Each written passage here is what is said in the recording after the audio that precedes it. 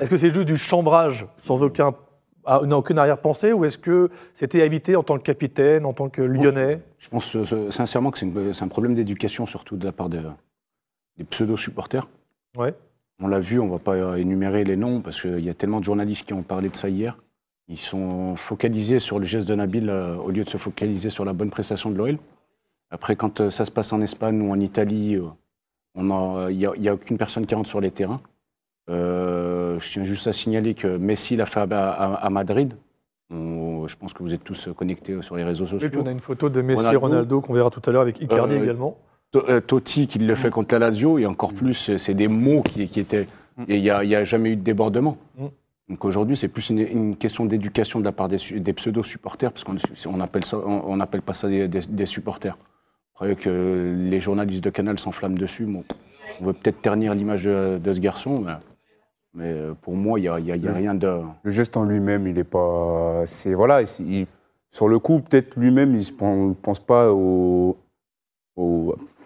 toutes les conséquences qu'il va avoir derrière. Mais après, c'est une célébration comme une autre. Je pense que voilà, la polémique, elle est venue parce que les supporters ont envoyé le terrain. Si les supporters seraient restés dans la tribune comme à Bernabéu, il n'y aurait pas eu de débats comme celui-là. C'est clair. Je pense qu'on le voit. Les médias, ils gonflent un peu le... Bien sûr, on le voit encore, l'image des supporters français.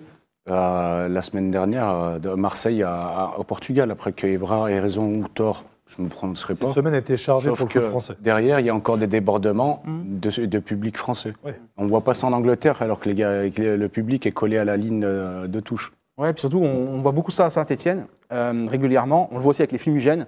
Vous avez vu le début de match, justement. Hallucinant, ça. C'est vrai que le début de match, en plein milieu du match. C'est hallucinant. C'est hallucinant. C'est-à-dire qu'en fait, on peut rentrer avec ce qu'on veut à Saint-Etienne. On autorise tout, on laisse faire. Et qu'en plus, effectivement, on parle plus d'un joueur qui célèbre son but sans adresser de gestes. Il n'a pas fait de gestes obscènes, il n'a pas prononcé des insultes, etc. Sauf, on ne parle pas en fait finalement effectivement et on parle pas des débordements finalement de ce qui s'est passé justement dans les tribunes, de ces supporters qui peuvent pénétrer tranquillement sur la pelouse alors qu'il y a des stadiers normalement, des CRS, etc. Donc j'ai le sentiment que tout le monde a été débordé dans cette histoire. Et on voit les réactions, c'est marrant, comme quoi les réactions, c'est un peu politique tout ça. On voit le préfet de la Loire maintenant qui s'insurge. Mais bon, il était quand même responsable de la sécurité et j'ai quand même vu des supporters rentrer faire ce qu'ils voulaient. J'ai quand même vu des fumigènes, j'ai quand même vu des gens rentrer avec des bâtons, des barres de fer, etc. Donc c'est quand même incroyable et surréaliste qu'on a pu vu à Geoffroy Guichard. Ce qui était incroyable aussi, on en reparlera dans le MAG, mais c'est que pendant que les supporters ont envahi la pelouse, les CRS sont venus protéger les joueurs, donc ce qui est normal. Et pendant ce temps-là, les supporters qui sont descendus de la tribune de Saint-Etienne sont allés sous le parquage et ont pu pendant au moins 5-6 minutes balancer, échanger avec les Lyonnais sous le regard des CRS qui étaient tous devant pour protéger les Lyonnais, ce qui est normal aussi. N'en dites pas trop, messieurs, le MAG arrive en deuxième partie. C'est normal aussi, mais voilà, il y a eu aussi cet événement-là qui était un peu spécial. Alors justement, en parlant de réaction, j'aimerais que la régie me dise si oui ou non c'est quelle est pour qu'on puisse écouter la réaction d'Awar par rapport à la célébration de Fekir. Et vous allez voir que... Enfin, vous allez voir. Awar, c'est maintenant en tant qu'il y aura des gones. Non, je dirais pas du tout ça. Voilà, il a décidé de faire ce geste. Il assume. Voilà, c'est quelque chose que tout le monde, il me semble que des grands joueurs l'ont fait et ça n'a pas pris autant d'ampleur. Donc voilà, c'est comme ça, c'est le football. Non, il nous en a pas parlé. Il l'a fait comme ça instinctivement. Voilà, il est lyonnais, donc émotionnellement, ça devait être fort. Donc il en a bien profité. Il en a bien profité. Oui, je pense qu'il en a bien profité.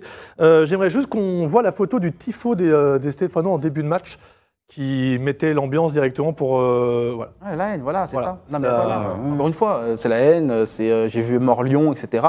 C'est pour ça que c'est le bal des faux culs, quoi. C'est terrible le milieu du foot pour ça, parce qu'on voit les réactions justement aujourd'hui, la bien-pensance, tout le monde qui critique un joueur qui célèbre un but, mais ça a marché, mais on marche sur la tête.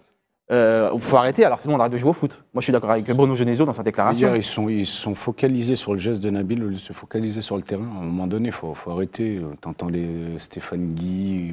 Mais c'est procureur, Stéphane Guy. C'est du grand n'importe quoi. Juste quand on voit même d'anciens joueurs qui ont connu, qui ont joué avec des mecs comme Totti, qui ont joué le derby, quand Totti a fait le geste, qui se prononcent hier, à un moment donné, il faut arrêter.